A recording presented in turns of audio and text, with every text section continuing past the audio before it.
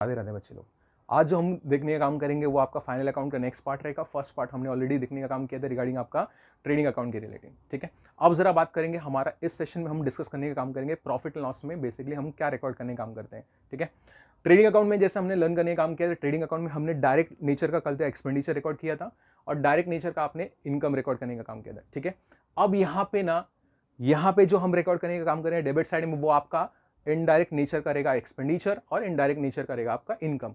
पहले हम इनकम के बारे में बात कर रहे थे, इनकम क्या हो सकता है तुम्हारा इनडायरेक्ट नेचर का। ठीक है, इनडायरेक्ट नेचर का इनकम क्या हो गया बेसिकली यहाँ पे अंडरस्टैंड करने का जो आपका मेन काम है।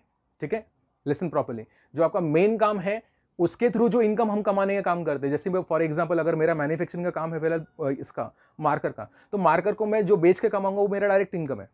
बट अगर मेरे पास अच्छा खासा इनकम है, मेरे पास अच्छा खासा मेरे पास पैसा है, तो मैं अगर उसको कहीं ना कहीं इन्वेस्टमेंट के फॉर्म में लगा दूं, फिलहाल अगर मैं किसी बैंक में लगा दूं तो मुझे शायद से मेरे को ना डिपॉजिट के ऊपर मेरे को क्या मिलेगा, इंटरेस्ट के फॉर्म में कुछ इनकम मिलेगा। ये मेरा इनडायरेक्ट इनकम है।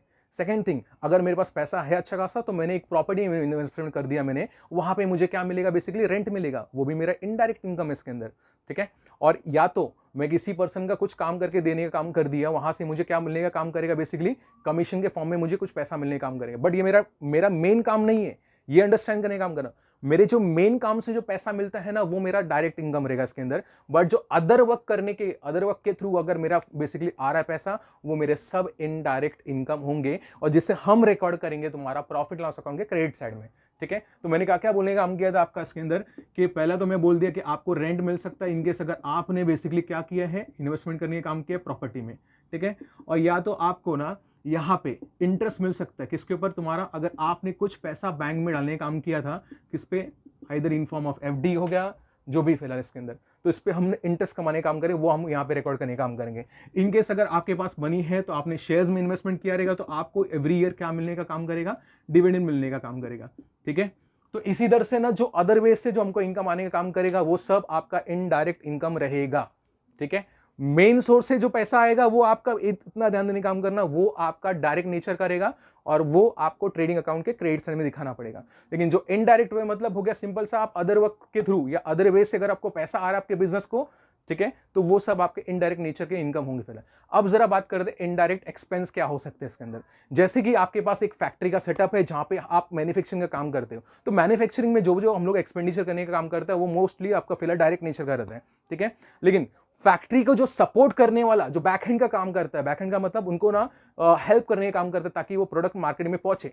ठीक है, तो वो सब जो चीज है आपके एक्सपेंडिचर है वो सब आपके इनडायरेक्ट नेचर के होंगे फिलहाल। जैसे कि बात बताने का काम कर रहा हूं, अगर हमने एक ऑफिस लिया है, अगर खुद का रहेगा तो प्रॉब्लमेटिक नहीं, अगर वो रेंट पे रहेगा तो सबसे पहला एक्सपेंडिचर आपका आएगा ऑफिस का रेंट। ऑफिस का रेंट हमारा हो जाएगा इनडायरेक्ट नेचर का एक्सपेंडिचर। तो सबसे पहले मैं बात करूंगा कि हमें ऑफिस का रेंट देना पड़ेगा अगर आपका खुद का नहीं रहेगा तो।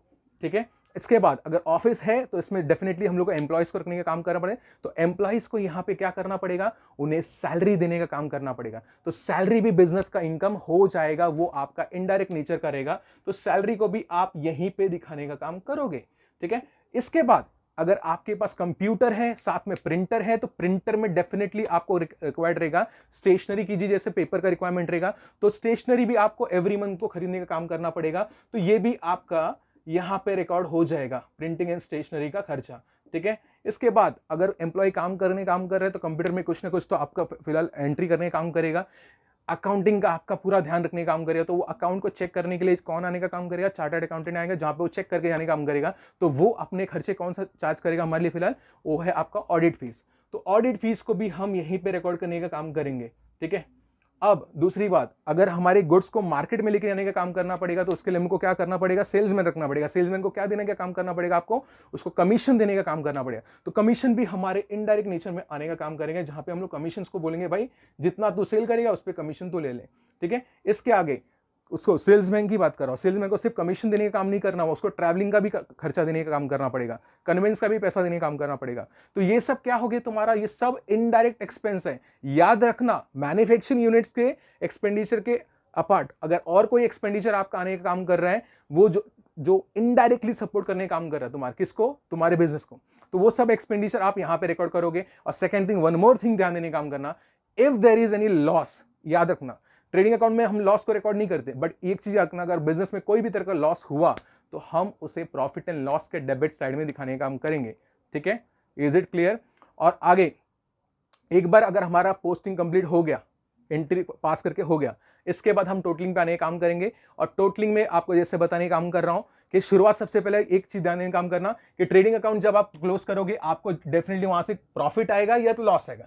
प्रॉफिट आएगा तो आप यहां भी दिखा दीजिए ग्रॉस प्रॉफिट ब्रॉट डाउन करके, अगर लॉस आया तो आप यहां पे दिखाने का काम कर लीजिए। ठीक है, ये ब्रॉट डाउन करने के बाद आप टोटलिंग करने का काम करोगे इसके अंदर, और टोटलिंग करने के बाद आपको डेफिनेटली देखने का काम करने मिलेगा कि क्रेडिट साइड अगर आपका हेवियर रहेगा तो आप देखने का काम करना, वहां पे आपको आएगा नेट प्रॉफिट, और अगर डेबिट साइड अगर हेवियर रहेगा तो आपको मिलेगा बेसिकली क्या, नेट लॉस। ठीक है, क्लियर है आपका?